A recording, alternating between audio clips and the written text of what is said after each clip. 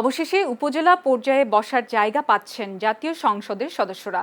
আজ সংসদ অধিবেশন চলাকালে এই খবর দেন স্থানীয় সরকার প্রতিমন্ত্রী মীর শাহে আলম। এই সময় এমপিদের জন্য সরকারি গাড়ি বরাদ্দের দাবি জানান কুমিল্লা ৪ আসনের সংসদ সদস্য হাসনাত আব্দুল্লাহ। তবে বর্তমান অর্থনৈতিক পরিস্থিতিতে এসব দাবি সরাসরি নাকচ করে দিয়েছেন স্বরাষ্ট্রমন্ত্রী। এ নিয়ে বিস্তারিত থাকছে প্রতিবেদনে।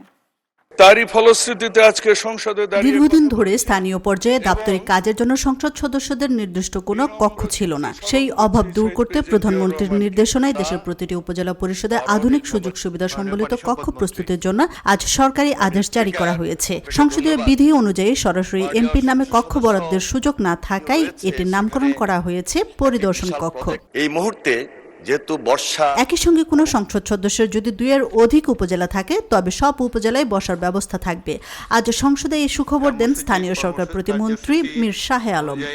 প্রত্যেক উপজেলা পরিষদের দোতলায় অ্যাটাচ বাথরুম সহ আসবাবপত্র সহ মাননীয় সংসদ সদস্য মন্ত্রীদের বসবার জন্য একটি রুম প্রস্তুত করে দেওয়ার জন্য আজকেই আমরা জিও ইস্যু করেছি, ইউনোদের নামে আদেশ দিয়েছি এবং অচিরেই নতুন ভবনে এবং পুরাতন ভবনে যেখানে যে অবস্থায় আছে সেখানেই এই কক্ষর নামটি হবে পরিদর্শন কক্ষ।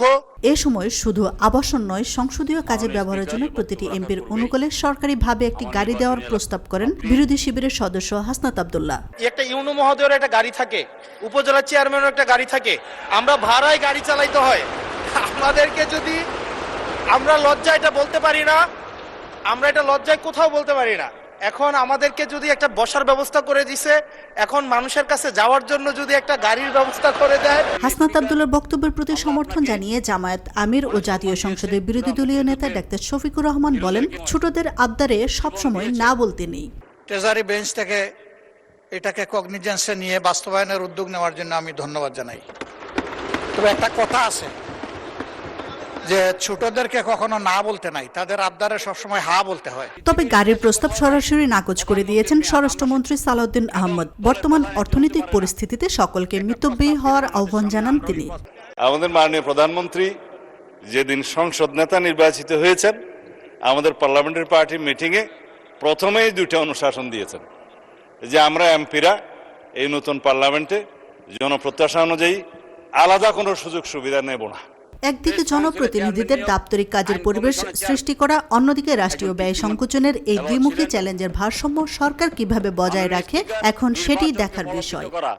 নির্বাচনকে বিলম্বিত। আশরাফুন নাহার মালা, চ্যানেল এস, নিউজ ডেস্ক।